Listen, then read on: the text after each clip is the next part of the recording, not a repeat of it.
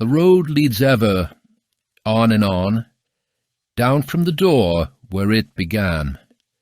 Now far down the road has led, and I must follow, if I can, pursuing it with eager feet, until it joins some larger way, where many paths and errands meet, and whither then, I cannot say.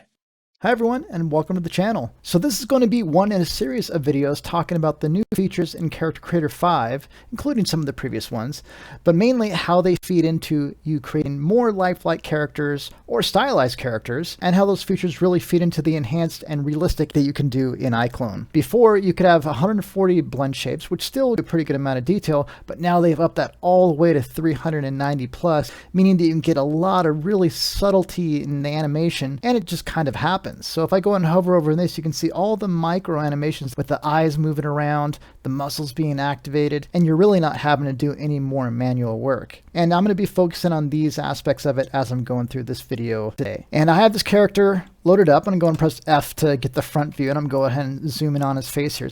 And at first, I'm just going to go ahead and load the sample animation that helps you calibrate and see what things are doing. Go ahead and go to Stage, go to Lightroom, and let's go ahead and do this authority. I think this is nice dramatic lighting that we can still see the detail of what the acting is, but we're going to be able to get a little bit more div lighting of what we're looking for. So I'm going to go ahead and drop down to the motion, even though Character Creator 5 is made more for the character creation itself, and you would do your animation in iClone.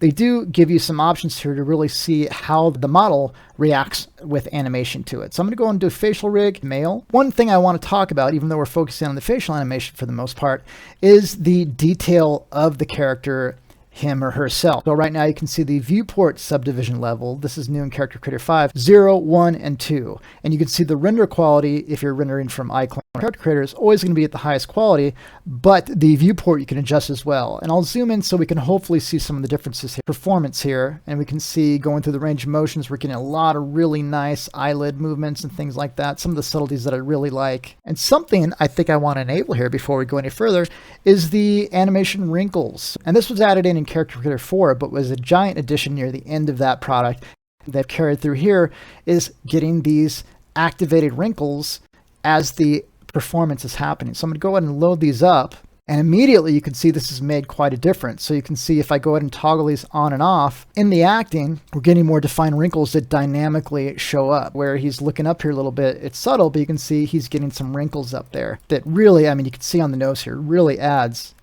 a whole lot.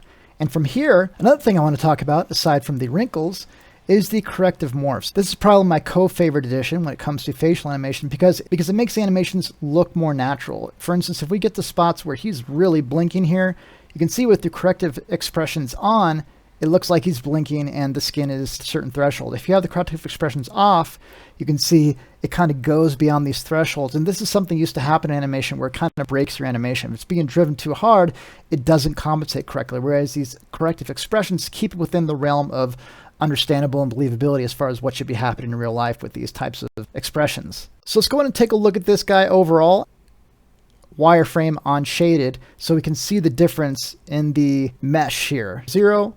This is our 1, and this is our 2. So you can see this is much, much more dense. This might not be great for, say, game engines, but the great thing is you can also bake these details, most of the visual impact of that, without the really dense mesh. So I'm going to go ahead and put this back to normal shading. I have iClone open off screen here. I'm going to go and click on the little IC button up here, and that's going to send this project to iClone. I'm going to go to Plugins, and then Motion Live. I'm going to open this panel right here. And you use Motion Live if you have an iPhone that has a true depth camera, which a lot of the models do, especially the Pro ones. And you won't be able to see my phone right now, but it has in the Live Face app, I need to put in the IP address of that. So I'm going to give myself a little bit more room. I'll drag this guy over. And I'm going to go ahead and input the IP address. When I check the circle, I can see on my phone there is a connection established. I need to go ahead and choose the face motion capture I want to use for this particular character, which is the Live Face iPhone. You can see this updates here, and it's automatically checked. And now I just need to do a 0 pose, which is basically telling it like, hey, this is what my face looks like at idle. So I'm going to look at the camera, and I pressed set 0 pose. And now if I go ahead and click on preview and spacebar, you can see that I am getting the animation on screen, though it's not as refined as if I was actually recording and then letting it process afterwards. All right, so I ended up recording one of my favorite passages from The Hobbit, which you can actually hear Bilbo singing in the film version of Lord of the Rings at times. And you can see here, this is the motion capture that came through from the ElevenLabs plugin. This is unrefined at this point. I'm going to go ahead and fix it a little bit more later on, but this is just the raw capture you can hear a little bit here. The road leads ever on and on, down from the door where it began.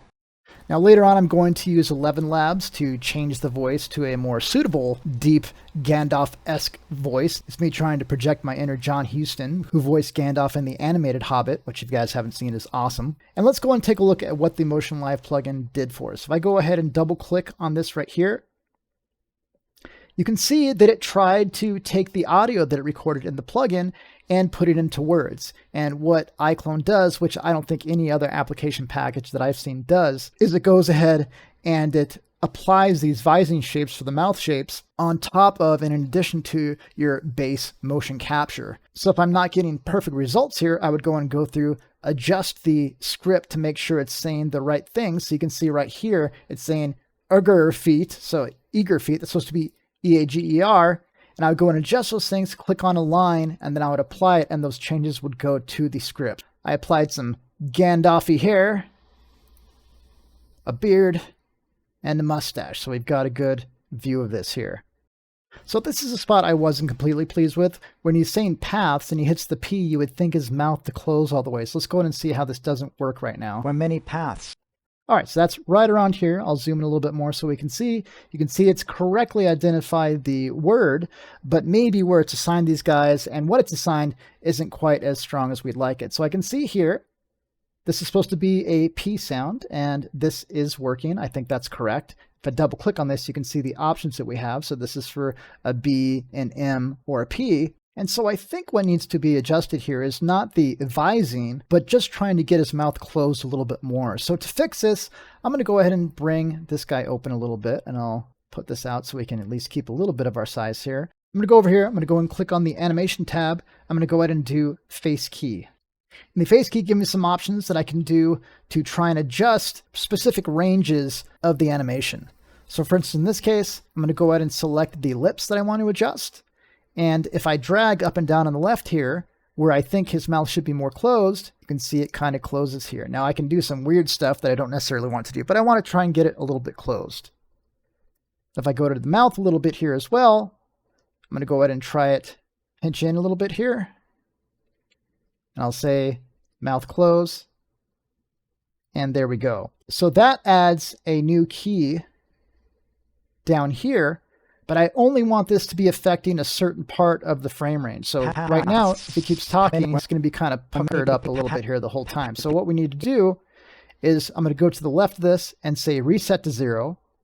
I'm going to go to the right of this and reset to 0. And what this should do is it should force him to close his mouth a little bit more to make that P sound for paths. And then he'll go ahead and go back to the normal animation afterwards. Where many paths.